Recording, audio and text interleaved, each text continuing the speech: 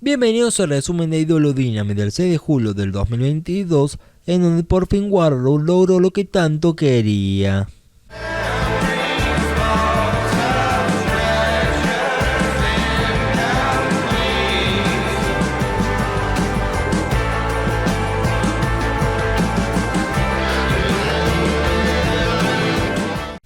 Y comenzamos Dynamite con el combate por el campeonato de TNT, en donde Scorpio Sky después de un mes oficialmente volvió a luchar tras su lesión y tuvo que defender su título por última vez ante Wardlow, quien inició imponiéndose, aunque cuando salieron del ring los amigos de Scorpio lo protegieron, y a la hora de regresar al cuadrilátero tomó la ventaja sobre un Wardlow que después de unos minutos, en donde incluso se comió un esquinero, terminaron forcejeando ambos sobre un esquinero superior, y entonces Wardlow logró tirarlo a la lona al campeón para poder así cumplir su sueño de ser Jeff Hardy al aplicar un Swanton Bomb perfecto, tras el que creyó que eso era todo, y cuando iba a meter el bombazo pues Dan Lambert mandó al ring a todos los del American Top Team, los cuales Wardlow sacó uno por uno del cuadrilátero, y Scorpio tras ello lo sorprendería de repente con un golpe con el título, pero Wardlow se levantaría antes de llegar a 3 el conteo, y luego el campeón buscó su remate, pero Wardlow se le escapó y lo empujó a Scorpio contra Dan Lambert para pasar así a aplicar su sinfonía de bombazos y convertirse de esta manera por fin en el nuevo campeón de TNT.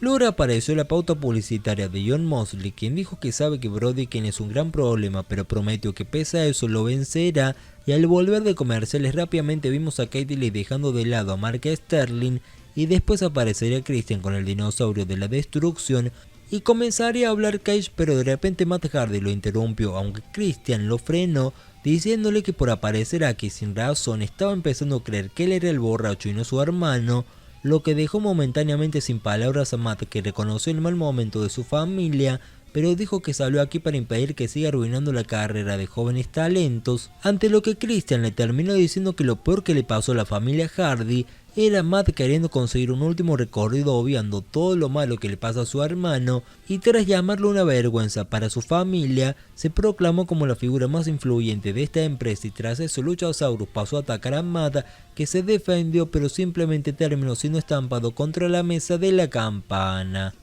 Tras eso, la Liga de la Justicia de AEW prometió que no se detendrá hasta matar a Eddie Kingston, y a su vez posteriormente Jeff Hager y Claudio Castagnoli tuvieron un cara a cara, en el cual Hager le dijo que si no pudo ser campeón mundial en Ring of Honor y en WWE, aquí tampoco lo sería, y a su vez Castagnoli le restregó la victoria de su equipo la semana pasada, y luego lo retó un combate la semana que viene, en donde prometió estirar su invicto aquí en AEW a un 3-0. Posteriormente tendremos a Kate Lee y Shayna Strickland enfrentándose a Butcher y Blade, quienes les dieron pelea y aprovecharon algunas diferencias para estar muy cerca de una victoria, luego de que Lee golpeara por error a Shane, que fue rematado tras que sacaran del ring a Lee, aunque este regresó y lo salvó, y tras unos intercambios más terminaron Shane y Lee encontrando el camino que los vio combinándose para rematar a Blade y poder llevarse así la victoria, y donde luego se apareció a estar como loco para gritarles a Shane y Lee, hasta que Hobbs lo calmó y más sereno les habló a sus rivales, aunque en medio de esto los Young Bucks aparecieron y cansados de escucharlos decir que eran el mejor equipo, les anunciaron que la semana que viene en Fyter Fest estarían enfrentándolos a estar con Hobbs y Ali con Shane, prometiéndole que los vencerían sin problemas y retendrían sus títulos, y ante esta situación el público estaría gritando FTR, a lo que Nick Jackson terminó respondiéndole y diciéndoles que eran mejores que los campeones en pareja de Ring of Honor, empezando así a calentarse la lucha por los 4 campeonatos en parejas de manera indirecta aún.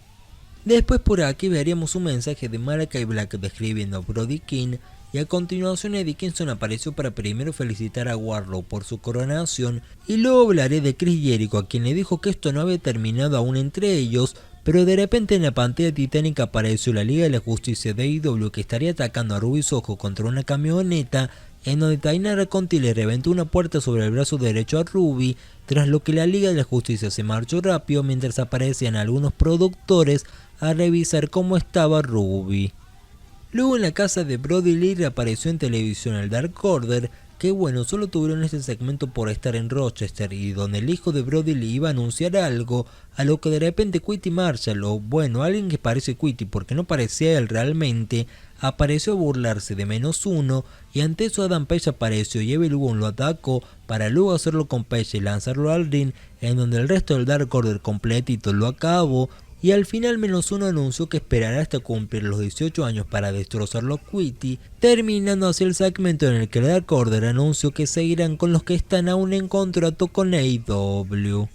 El siguiente encuentro sería Rush vs Penta Dark, quienes tuvieron una contienda intensa, personal y muy disputada, donde en el ringside Alex Abrantes atacó en un momento al asistente de Andrade, por lo que los dos fueron expulsados del ringside y Alex pasó a sacar a punta de golpes a Jose, mientras la lucha principal crecía en intensidad, pero cuando Penta tuvo la victoria, Andrade enfrente del árbitro colocó el pie de Rush sobre la cuerda inferior, ante lo que Fénix lo persiguió y el árbitro se distrajo no sabiendo si debía expulsarlo o llamarle la atención a Andrade, ante lo que Rush aprovechó para meter un golpe ilegal y quitarle la máscara a Penta, que rápido fue cubierto, aunque el árbitro se tomó su tiempo para llegar y contar 3 para así darle la victoria a Rush en su debut en Dynamite. Después, aunque hace casi 2 meses que viene pidiendo la lucha Jay Lethal, al fin le programaron el combate ante Samoa Joe, pero será recién el sábado 23 de julio en The Advert for Dishonor, y después Mara Sterling buscaría la firma de Orange Cassidy para lograr el despido de Lee Shane,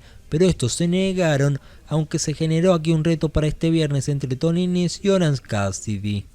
Tras esto, los aclamados volvieron a unirse a los hijos de Billy Gunn contra un grupo de Jovers a los que los aclamados vencieron, aunque los hijos de Billy Gunn les robaron el relevo y se llevaron la victoria, lo que generó la discordia que llevó a que los hijos atacaran a los aclamados, lo que Billy Gunn frenó, pero al final le tiró más la sangre y atacó a los aclamados, equivocándose groseramente al volver al lado de sus hijos. Rápidamente a continuación vimos a Miro prometiéndole a Malakai Black que destruyera su casa oscura, y lo siguiente fue el duelo de parejas femeninos en el cual, como es pan de cada día, Thunder Rosa y Toni Storm iniciaron con ventaja, pero luego la neozelandesa fue molida a golpes por un rato, los cuales aguantó hasta que entró Thunder Rosa, y después de unos pasajes cortos Toni y la campeona se combinaron para vencer a Nyla Rose. Después Stokely Hathaway le trajo de vuelta a Yeti Cargill a Leila Grey, pero a la campeona de TBS ni le importó ella y solo le exigió a Hathaway que sirva para cumplir el trabajo de mantenerlas con ventaja numérica sobre sus rivales,